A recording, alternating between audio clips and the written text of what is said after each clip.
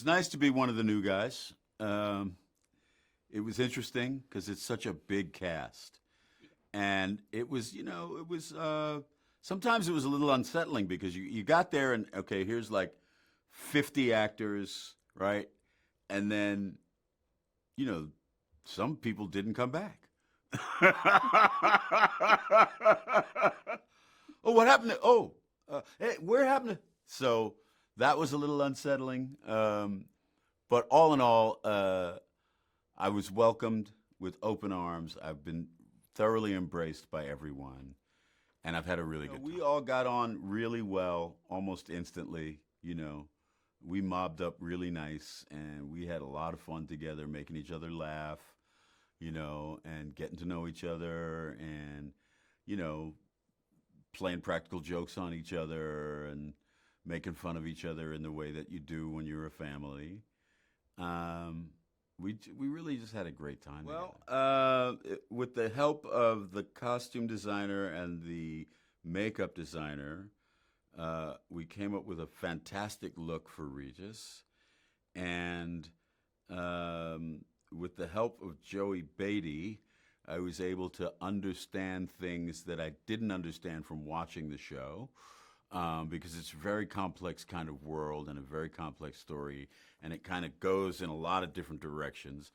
But Joey as Jaskier, who is the bard, who really is the chronicler of Geralt of Rivia, has all of that knowledge. So it was easy to reach out to him and tap into his knowledge and experience when I got confused or forgot about a detail or whatever it was. And then the words that shared with Lauren when she was trying to explain to me what the dynamic was between Geralt and Regis. That was also like a bass note for me. It's like to remember that these are two people who would normally be enemies to the death, who somehow managed to put aside that natural enmity and meet each other as human beings and become friends. It's just an organic thing. We didn't have to talk about it. We didn't try to do anything about it. We approached each other as fellow actors who were, who've taken on the challenge of playing these roles in this very popular show.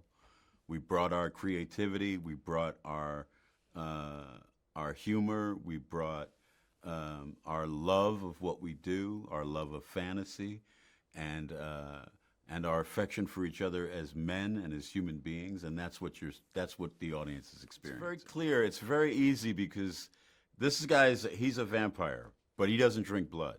So automatically that tells you that this is somebody who has learned how to rule his passions instead of being ruled by them.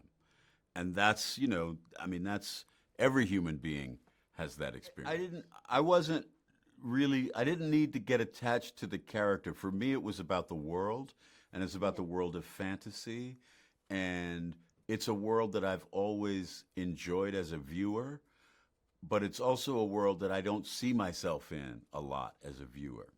So the opportunity to be in this kind of world where you don't regularly see people of color, in a world where the women are empowered in this kind of world, unless a woman is wearing a crown in this fantasy world, they generally aren't empowered. But in The Witcher, it's so female forward.